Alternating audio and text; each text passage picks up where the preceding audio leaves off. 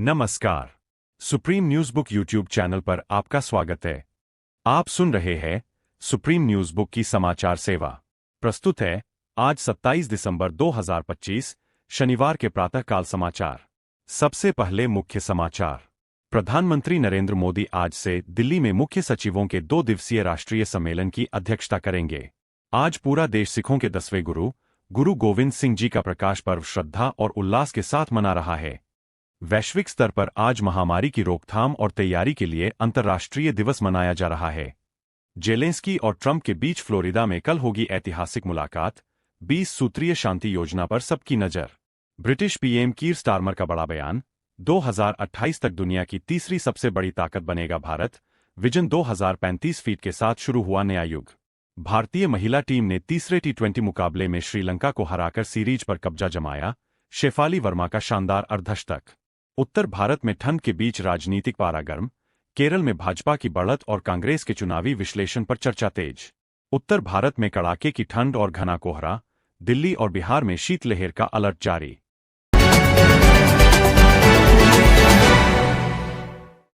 अब समाचार विस्तार से।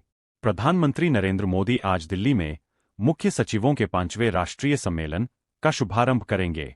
27 और 28 दिसंबर तक चलने वाले इस सम्मेलन का मुख्य विषय विकसित भारत के लिए मानव पूंजी ह्यूमन कैपिटल फॉर विकसित भारत रखा गया है।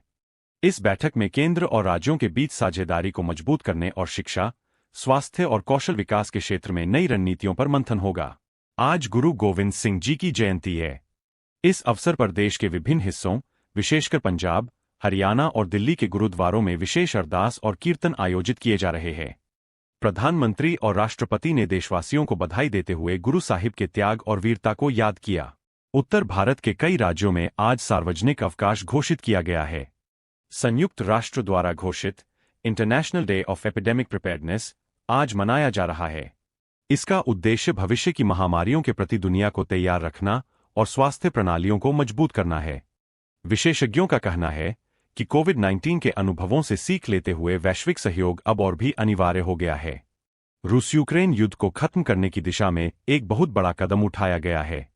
यूक्रेन के राष्ट्रपति वोलोदिमिर जेलेंस्की कल यानी रविवार को फ्लोरिडा में अमेरिकी राष्ट्रपति डोनाल्ड ट्रंप से मुलाकात करेंगे। इस बैठक का मुख्य केंद्र 20 सूत्रीय शांति योजना है, जिसे जेलेंस्की ने लगभग 90% तैयार बताया है। जेलेंस्की का कहना है कि नए साल से पहले युद्ध को लेकर कई बड़े फैसले लिए जा सकते हैं। इस योजना में युद्ध के बाद यूक्रेन की सुरक्षा गारंटी और पुनर्निर्माण पर खास ध्यान दिया गया है। हालांकि डोनबास जैसे क्षेत्रीय विवाद और जापोरिज्जिया परमाणु संयंत्र पर नियंत्रण अब भी बड़ी चुनौतियां बनी हुई है।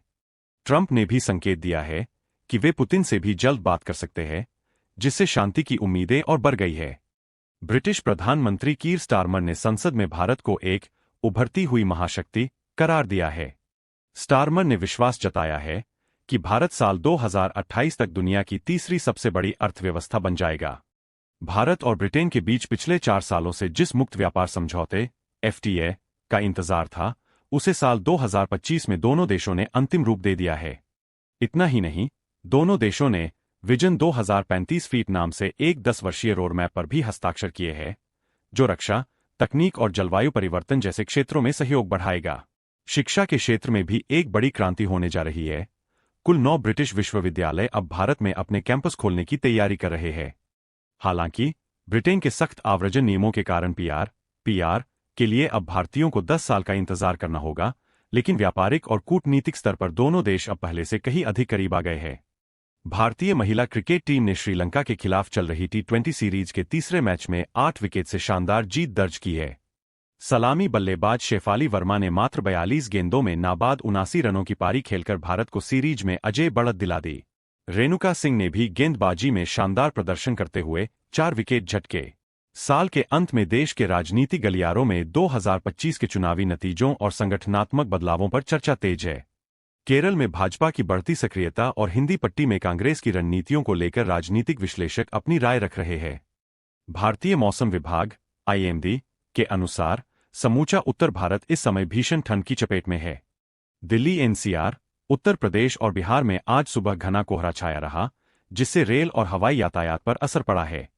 बिहार के कई जिलों में अगले 3 दिनों तक शीतलहर कोल्ड वेव का अलर्ट जारी किया गया है। दिल्ली में आज न्यूनतम तापमान 13 डिग्री सेल्सियस रहने का अनुमान है, जबकि पहाड़ी राज्यों में बर्फबारी जारी है। अंत में मुख्य समाचार एक बार फिर। प्रधानमंत्री नरेंद्र मोदी आज से दिल्ली में मुख्य सचिवों के 2 दिवसीय राष्ट्रीय सम्मेलन की अध्यक्षता करेंगे। आज पूरा देश सिखों के 10वें गुरु गोविंद सिंह जी का प्रकाश पर्व श्रद्धा और उल्लास के साथ मना रहा है। वैश्विक स्तर पर आज महामारी की रोकथाम और तैयारी के लिए अंतर्राष्ट्रीय दिवस मनाया जा रहा है। जेलेंस्की और ट्रंप के बीच फ्लोरिडा में कल होगी ऐतिहासिक मुलाकात। 20 सूत्रीय शांति योजना पर सबकी नजर। ब्रिटिश पीएम कीर स्टारमर का बड़ा बयान। 2028 तक दुनिया की तीसरी सबसे बड़ी ताकत बनेगा भारत। विजन 2035 फीट के साथ शुरू हुआ नया युग। भारतीय महिला टीम ने तीसरे T20 मुकाबले में श्रीलंका को हराकर सीरीज पर कब्जा जमाया। शेफाली वर्मा का शानदार अर्धशतक। उत्तर भारत में ठंड के बीच राजनीतिक पारा गर्म। केरल में भाजपा की बढ़त और कांग्रेस के चुनावी विश्लेषण पर चर्चा तेज। उत्तर भारत में कड़ाके की ठंड और घना कोहरा। दिल्ली और बिहार में शीतलहर का अलर्ट जारी। इसके साथ ही सुप्रीम न्यूज बुक का यह प्रातःकाल समाचार बुलेटिन समाप्त हुआ। देश दुनिया की तमाम बड़ी खबरों के लिए जुड़े रहिए supreme news book YouTube channel के साथ। नमस्कार। जय हिंद, जय भारत।